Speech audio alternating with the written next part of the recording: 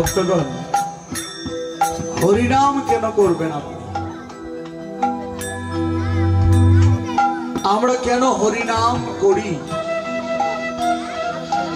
বা হরিনাম করার জন্য কেন আমাদের অনুরোধ?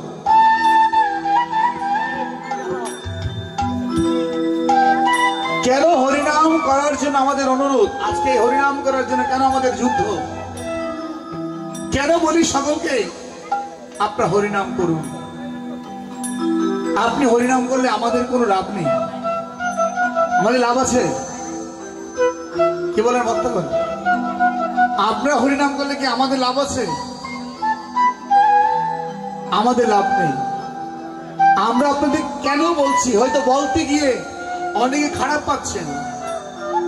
যদি বলি আপনাকে যে বাবা আপনার বয়স তো অনেক হয়ে গেছে, আপনি কেন তুলসীর মালা গলায় দিচ্ছেন না,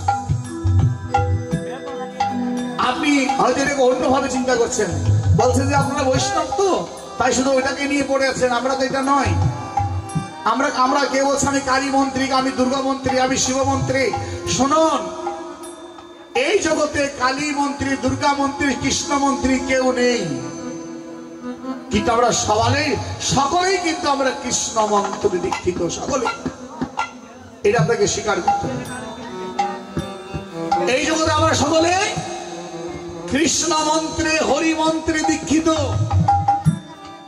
আপনি যদি এখন হরিকে অস্বীকার করেন, গোবিন্দকে অস্বীকার করেন, এটা হচ্ছে আপনার মুনাফিকি, এটা হচ্ছে আপনার স্বার্থপরতা, এটা হচ্ছে আপনার বেঈমানি।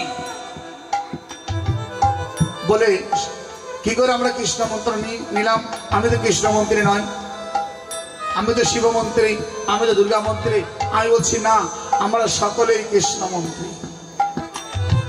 বলে যেমন, তাহলে শুনুন, আমাদের বয়স যখন 7ম মাস ছিল মাতৃগর্ভে, মায়েরা ভক্তগণ একটু মনোযোগ দেবেন, আমাদের বয়স যখন 5ম মাস, 5ম মাসে মাতৃগর্ভে পঞ্চমহাভূত দ্বারা একটা দেহ গঠন করা হয়। পঞ্চমহাভূত দ্বারা ক্ষিতি অব তেজ মরুদ্ভূম মাটি নিয়েছে, জল দিয়ে মেখেছে, মাটি নরম হয়েছে, একটা পুতুল বানিয়েছে। পুতুল বানিয়ে আগুনে পুড়েছে, শক্ত হয়ে গেল, এবার বাতাসে দিয়েছে শীতল হওয়ার জন্য। তারপরে আর্দ্রতা, আকাশের আর্দ্রতায় রেখে একটা মাটির পুতুল বানিয়েছে। কিন্তু ওই পুতুলে প্রাণ দিবে কে? ওই পুতুলে প্রাণ দেবে কে? ব্রহ্মা মাটির পুতুলটা বানিয়েছে, তাই ব্রহ্মাকে বলে সৃষ্টিকর্তা। ব্রহ্মা ভগবান নয়, পরমেশ্বর ভগবান নয়, তিনি সৃষ্টিকর্তা। অর্থাৎ ওই মাটির পুতুলকে তিনি বানিয়েছে, তাও ভগবান তাকে শক্তি দিয়েছে।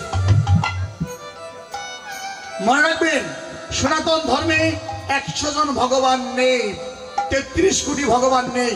ভগবান পরমেশ্বর ভগবান হচ্ছে একজন।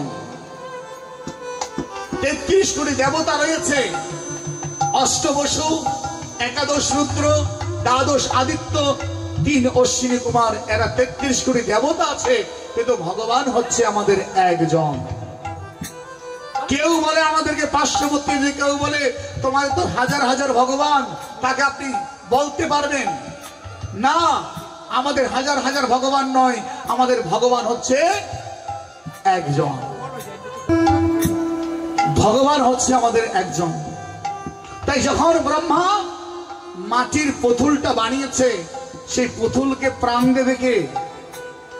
তখন স্বয়ং ভগবানের থেকে একটা অবিচ্ছেদ্য অংশ পরমাত্মা সৃষ্টি হয়েছে।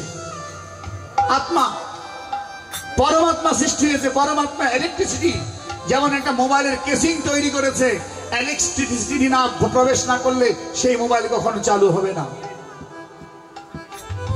তাই ব্রহ্মা কেসিং বানিয়েছে। আর নেগেটিভ পজিটিভ এটা কারা? আমরা দেখুন, অনেক জায়গায় কৃষ্ণ মানি, রাধা মানি না। মানি অনেকে, অনেক জায়গায় আছে কৃষ্ণ মানে রাধা মানে না। বলে রাধা কেন মানবে? আরে বা বোকা, এখানে যে ইলেকট্রিসিটি লাইট আছে তার কয়টা? দুটো, একটা নেগেটিভ আর একটা পজিটিভ। আপনি নেগেটিভটা কেটে দিন তো দেখি লাইট জ্বলে কিনা। জ্বলবে?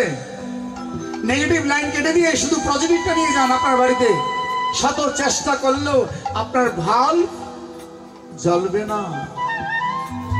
তাই পরমেশ্বর ভগবান তিনি নেগেটিভ এবং পজিটিভ হয়ে আমাদের মধ্যে প্রবেশ করেছে পরমাত্মা রূপে।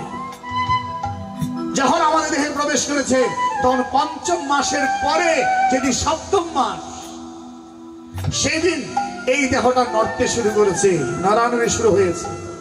সপ্তম মাসের পরে আমাদের দেহ মাতৃগর্ভে নড়াচড়া করে সন্তান। পঞ্চম মাস সপ্তম মাসের আগে কখনো নড়বে না। যদি সপ্তম মাস হয় এদিন থেকে আমরা মাতৃগর্ভে নড়াচড়া করি। কেন? ওই দিনে আমাদেরকে স্বয়ং পরমেশ্বর ভগবান কৃষ্ণ মন্ত্রে এই দেহটাকে দীক্ষিত করেছে। ওই মাতৃগর্ভে কোন দেবতা যায়নি তখন। বলুন আপনি, পরমেশ্বর ভগবান যতক্ষণ না পর্যন্ত মাতৃগর্ভে প্রবেশ করেনি, ওই মাতৃগর্ভে না কালী, না দুর্গা, না সরস্বতী, না 33 কোটি দেবতা আমার মাতৃগর্ভে গিয়েছিল। কে গিয়েছিল বলতে পারবেন? বলুন না। যে সময় মাতৃগর্ভে আমি কি কষ্ট পেয়েছিলাম, সপ্তম মাসের আমার যখন প্রাণ সঞ্চার হয়, যখন আমার অনুভব হয়, অনুভূতি হয়, কষ্ট পাই, মাতৃগর্ভে আমাকে বয়লারের আগুনের মতো জ্বলতে হয়েছে। বয়লারের আগুন দেখবেন, আমরা যদি কোথাও কাটা যায়, আমাদের ব্লাড যেগুলো বাইর হয় এগুলোকে শীতল নাকি গরম? রক্তগুলো গরম। আমাদের ভেতরে না সবগুলো আগুন জ্বলছে। আগুন আগুন যদি না জ্বলতো, এত শক্ত যে খাবারগুলো খান ওগুলো নরম হয় কি করে? পাকিস্তানে কি করে যন্ত্রে সেখানে পরিপাক করে, পরিপাক বাইরে যেমন আমরা রান্না করে যে সমস্ত গুলো নরম করে ফেলি, ঠিক আমাদের এই পরিপাক যন্ত্রে প্রবেশ করে আগুনের বয়লারে এটাকে করে সিদ্ধ করে নরম করে দেয়। আর ওই আগুনের বয়লারে পাশে আমার থাকতে হয় মাতৃগর্ভে। তখন আগুনের যন্ত্রণা সইতে না পেরে তখন আমি হেষ্টমুণ্ডে ঊর্ধ্বপদে ভগবানকে ডাকতে থাকি, প্রভু আমাকে এই গর্ভ যন্ত্রণা থেকে পরিত্রাণ করো, রক্ষা করো, রক্ষা করো, রক্ষা করো। এমন সময় কৃমি হানা দেয় আমাকে গিয়ে, কৃমি দৌড়ে যায় আমাকে খাওয়ার জন্য। ওই কৃমির যন্ত্রণা সইতে না পেরেও ভগবানকে ডাকি। এবার বলুন আপনারা, ওই যন্ত্রণা থেকে রক্ষা করতে কে গিয়েছিল? কালী, দুর্গা, সরস্বতী, গণেশ, চণ্ডী, বিপদ্বাসিনী, মগধেশ্বরী কে গিয়েছিল আমাকে ওই মাতৃগর্ভ থেকে বাঁচানোর জন্য?